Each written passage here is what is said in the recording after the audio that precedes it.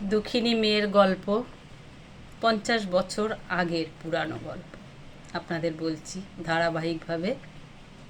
তো দুঃখিনী মেয়ের বাবা, নতুন মা, ভাই সবাই তো চলে গেল শহরে। এবার দুঃখিনী মেয়ের শুরু হলো দুঃখের উপরে দুঃখের কাহিনী, আরও দুঃখের কাহিনী। বৃদ্ধ দিদাকে নিয়ে দুঃখ কষ্টে, অনেক কষ্টে তার জীবন ঢিক ঢিক করে চলতে শুরু করলো। সেই টুকটুকে দুঃখিনী মেয়ের জীবন কোনো রকমে দুঃখিনী মেয়ে অনেক কষ্টে পড়াশুনোটা করতে শুরু করলো।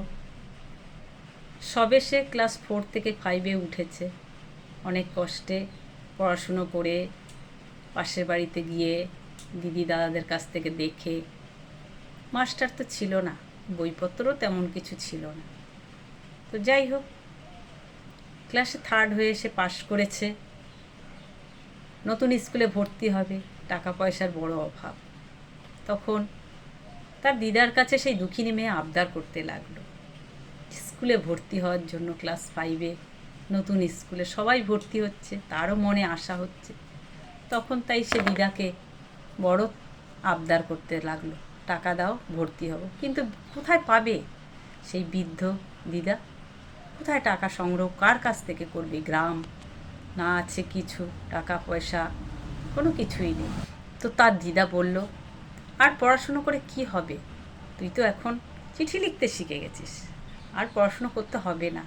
আসলে কথাটা সেটা নয়।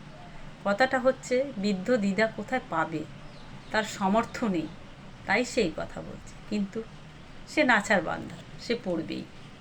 তো যাই হোক, শাক পাতা গুঁড়িয়ে বিক্রি করে কোনো রকমে তাকে হয়তো মাস্টারের কাছে বলে ভর্তি করেছে। সরকারি বই আর এদিক সেদিক এর কাছ থেকে ওর কাছে লিখে টিকে সে পড়াশুনোটা চালিয়ে যেতে লাগলো। এইভাবে তার জীবনে আরও 3-4টে বছর কেটে গেল। তার বাবা মা, তার সেই নতুন বাবা মা আর তখন ফিরে আসেনি। তার দুঃখের জীবন চলেই চলেছে। তার নিজের বড় দাদা বাইরে থাকতো, সে পছন্দ করতো না তার যে বাবা আবার নতুন করে বিয়ে করেছে, বাচ্চা হয়েছে, এটা উনি মেনে নিতে পারেনি। কারণ সে তখন জোয়ান, তার 2-3টে বোনের বিয়ে হয়ে গেছে। হ্যাঁ, তখন সে এটা মেনে নিতে পারেনি। সেই জন্য যখন বাবা চলে গেছে, তার আর কোনো খোঁজও করেনি। তো দিদা আর সেই দুঃখিনী মেয়েকে সেই গ্রামেই ছিল। অনেক দিন পরে সেই দুঃখিনী মেয়ে তার দিদার কাছে থাকতে থাকতে খুব অসুস্থ হয়ে পড়ে। প্রচণ্ড নিউমোনিয়া জ্বর হয়ে গেছে। গ্রামে ডাক্তার কবিরাজ সেরকম নেই। তখন সে মরে যায়। তার দিদা সেকালের বুড়ো মানুষ, তার অত জানাশোনা নেই। সে গাছপাতা শেকড় বাকড় থেতো করে তাকে খাইয়ে দাইয়ে কোনো রকমে বাঁচিয়ে রেখে। এমতো অবস্থায় এই খবরটা কাউকে দিয়ে তার দাদার কাছে পৌঁছেছে। তখন সে তার দাদা খবরটা অনেক দিন পরে পেয়ে বাড়িতে ফিরে এসেছে। এসে দেখে তার সেই ছোট্ট দুঃখিনী বোনটি প্রায় মৃত্যুশয্যায়, বড় কাতর হয়েছিল। তবুও তার জীবনে বাঁচার অঢেল আশা।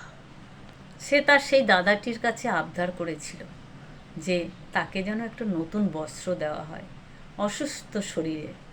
তখন তার দাদা তার ওই করুণ মুখটি দেখে আর থাকতে পারেনি, তাকে একটা নতুন জামা কিনে এনে দিয়েছে।